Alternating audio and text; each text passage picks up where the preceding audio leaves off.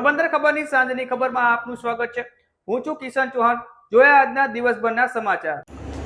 તાજેતરમાં પડેલા કમોસમી વરસાદને કારણે ખેડૂતોને ભારે નુકસાની સહન કરવી પડે છે, ત્યારે ખેડૂતો માટે રાજ્ય સરકાર દ્વારા રાહત પેકેજ જાહેર કરવામાં આવ્યું હતું, જેને લઈ ખેડૂતોમાં ભારે નારાજગી જોવા મળી રહી છે।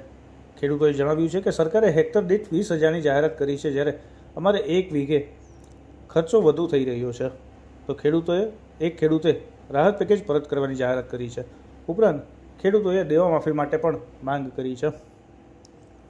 પોરબંદરના બખરલા તથા એકતા ગ્રીન સિટીમાં મધમાખીના ઝુંડના હુમલાથી લોકોમાં ભય ફેલાયો છે। ગઈકાલે સવારથી સાંજ સુધીમાં માધવાણી કોલેજથી એકતા ગ્રીન સિટી તરફ જતા રસ્તા પર 30 જેટલા લોકો પર હુમલો કર્યો હોવાનું જાણવા મળી રહ્યું છે, જેમાં ઈજાગ્રસ્તોને સારવાર અર્થે હોસ્પિટલ ખસેડવામાં આવ્યા છે। મધમાખીના ઝુંડ દ્વારા કરવામાં આવતા હુમલાથી લોકોમાં ભય જોવા મળી રહ્યો છે અને હજુ પણ મધમાખી હુમલો કરતી હોવાથી આ રસ્તા પર હાલ કર્ફ્યુ જેવો માહોલ જોવા મળી રહ્યો છે। પોરબંદરના ઉદ્યોગનગર રેલવે ફાટકનો મુદ્દો દિવસે ને દિવસે વધુ ગરમાઈ રહ્યો છે। 4 માસ પૂર્વે એકાએક બંધ કરાયેલા આ ફાટકને લઈ સ્થાનિકોએ અનેક વખત તંત્રથી માંડી કેબિનેટ મંત્રી અને સાંસદને રજૂઆત કરી છે।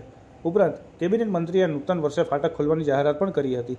તેમ છતાં ફાટક હજુ ખુલવામાં નહીં આવતા સ્થાનિકો ગઈકાલે મોડી સાંજે રેલવેના ઉચ્ચ અધિકારીઓના મળવા દોડી ગયા હતા અને સોમવાર સુધીમાં જો ફાટક નહીં ખુલે તો ઉપવાસ આંદોલન કરવાની પણ ચીમકી ઉચ્ચારી હતી। વંદે માતરમને 150 વર્ષ પૂર્ણ થતાં તેની પૂરજોશમાં ઉજવણી કરવામાં આવી રહી છે, ત્યારે આ ઉજવણી નિમિત્તે પોરબંદરની સરકારી કચેરીઓમાં અધિકારીઓએ વંદે માતરમનું તેના મૂળ સ્વરૂપમાં ગાયન કર્યું હતું। ઉપરાંત ઉપસ્થિત અધિકારીઓએ સ્વદેશી અપનાવોના શપથ ગ્રહણ કર્યા હતા। કાયદો અને વ્યવસ્થા જળવાઈ રહે તે માટે પોરબંદર પોલીસ દ્વારા શ્રેષ્ઠ કામગીરી કરવામાં આવી રહી છે, ત્યારે પોરબંદર જિલ્લાના મિયાણી પોલીસ સ્ટેશન વિસ્તારમાં એક માથાભારે ઈસમ બેંકમાં ધારીઓ લઈ પ્રવેશી ગયો હતો અને ભયનો માહોલ ઊભો કર્યો હતો।